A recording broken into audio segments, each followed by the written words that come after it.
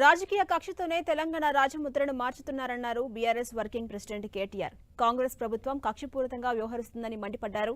తెలంగాణ రాజముద్ర నుంచి చార్మినార్, కాకతీయ తోరణాన్ని ఎలా తొలగిస్తారని ప్రశ్నించారు కేటీఆర్. కేసీఆర్ మార్కు కనిపించకుండా కుట్ర చేస్తున్నారంటూ ఆరోపించారు. ఉద్దేశపూర్వకంగానే రాజముద్రను మార్చుతున్నారంటున్న కేటీఆర్తో మా ప్రతినిధి Srikanth face to face. Telangana ప్రభుత్వం రాజముద్రలో చార్మినార్ని కాకతీయ కళాతోరణాన్ని తొలగిస్తారని దీని మీద మీ అభిప్రాయం?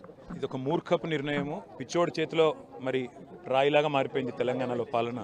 ఎందుకంటే ముఖ్యమంత్రి గారికి రాష్ట్ర గీతంలో ఏముందో తెలియదు, రాజముద్రలో ఏముండాలో అంతకంటే తెలియదు. ఎవరో కొంతమంది పర్వర్ట్స్ ఆయనని మిస్గైడ్ చేస్తున్నట్టుగా కనబడతా ఉంది. కేవలం కేసీఆర్ గారి మీద దుగ్ధతో, కేసీఆర్ గారి మీద కోపంతోనే వ్యవహారం చేస్తున్నట్టు కనబడుతుంది తప్ప ఇంకోటి కానే కాదు. రాష్ట్ర గీతంలోనేమో కాకతీయ కళాప్రబల కాంతిరేఖ రామప్ప అని గొప్పగా పాడాలా, గోల్కొండ నవాబుల గొప్ప వెలుగ చార్మినార్ అని ప్రస్తుతించాలి. కానీ రాజముద్రలో మాత్రం కాకతీయ కళాతోరణం ఉండకూడదు, అదే మాదిరిగా చార్మినార్ ఉండకూడదు. అంటే ఇది మూర్ఖపు నిర్ణయం. అందుకే ఈ ప్రభుత్వాన్ని తెలివిలేని నిర్ణయాలు తీసుకుంటుంది, పనికిమాల నిర్ణయాలు తీసుకుంటుంది. దశాబ్ది ఉత్సవాల ముగింపు సందర్భంగా ఈ వివాదాలకు కారణం ఏమని మీరు అనుకుంటున్నారు? ఒకటి ఎందుకంటే ఎన్నడూ ఒక్కనాడు కూడా జై తెలంగాణ అని ఒక వ్యక్తి ఇవాళ తెలంగాణకు ముఖ్యమంత్రి అయ్యారు. అమరవీరులను చంపిన పార్టీ ఇవాళ అధికారంలో ఉంది కాబట్టి వారికి జ్ఞానం లేదు, వారికి తెలంగాణ పట్ల సోయి లేదు, అవగాహన లేదు. కాబట్టి ఇలాంటి నిర్ణయాలు ఇవి రాజరిక పాలన వాళ్ళే అందుకే తొలగిస్తున్నామన్న ఒక ఒపీనియన్ కూడా సీఎం గారు చెప్తా ఉన్నారు. దీన్ని ఎమర్జెన్సీని పెట్టిన ఇందిరాగాంధీ పేరు ప్రజాపాలన, ఇందిరమ్మ పాలన ప్రజాపాలన అని చెప్పే మూర్ఖుడికి ఏం చెప్తాం అంతకంటే? ఇందిరమ్మ మొత్తం భారతదేశంలో ఇండిపెండెన్స్ వచ్చిన తర్వాత ఎమర్జెన్సీ పెట్టిన ఒకే ఒక ప్రధానమంత్రి ఇందిరాగాంధీ. మరి ఆమెది ప్రజాపాలన అనే మూర్ఖుడికి ఇది డెఫినెట్గా రాచరికమే కనబడుతుంది. చార్మినారు కట్టింది ఎందుకు అసలు ఆయనకు తెలుసా? చార్మినారు ఆనాడు ప్లేగు వ్యాధి పోయిన తర్వాత ఒక చిహ్నంగా హైదరాబాద్ అంతా బాగుండాలి, ఇక్కడ ఉండే ప్రజలు కులాలకు మతాలకు అతీతంగా అందరూ బాగుండాలని గొప్పగా ఆలోచించి కట్టిన ఒక గొప్ప కట్టడం.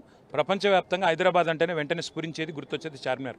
అట్లాంటి చార్మినార్లో కూడా రాచరిక వాసన చూసేవారికి నేను చెప్పగలిగేది తెలంగాణ సామాన్య ప్రజలు గుర్తించే విధంగా చిహ్నం ఉంటుందన్నది ప్రభుత్వ వర్గం. అందరికంటే ఎక్కువ తెలంగాణ ప్రజలు గుర్తించేది, గుర్తుపెట్టుకునేదే కాకతీయ కళాతోరణం. ఎందుకంటే ఎన్టీ రామారావు గారికి ఒక గొప్ప ప్రజాదరణ ఉన్న నటుడు. ముఖ్యమంత్రి అయిన తర్వాత ట్యాంక్ బండ్ మీద విగ్రహాలు పెట్టాలి మహనీయులే అనుకున్నప్పుడు స్వయంగా ఎన్టీ రామారావు గారే రెండు వైపులా కాకతీయ కళాతోరణం పెట్టారు ట్యాంక్ బండ్కి. కాబట్టి ఎన్టీ రామారావు గారి కంటే గొప్పవాడు కాదు ఈ ముఖ్యమంత్రి, కేసీఆర్ గారి కంటే గొప్ప తెలంగాణ వాది కాదు ఈ ప్రభుత్వంలో ఉన్న ఏ ఒక్కడు కూడా. కాబట్టి వాళ్ళకి ఏం తెలియదన్న విషయం కూడా వాళ్ళకి తెలియదు. రాష్ట్ర గేయం కానీ రాష్ట్ర చిహ్నం కానీ మార్పు వెనుక ఉద్దేశం ఏముంటుంది మీరు అనుకుంటారు? ఒకటి కేసీఆర్ ఆనవాళ్ళు లేకుండా చేయాలి.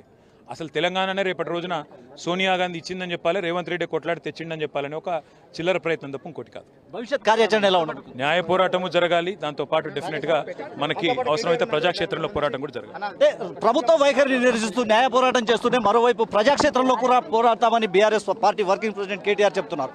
కెమెరామెన్ మనోరంజన్తో శ్రీకాంత్, హైదరాబాద్.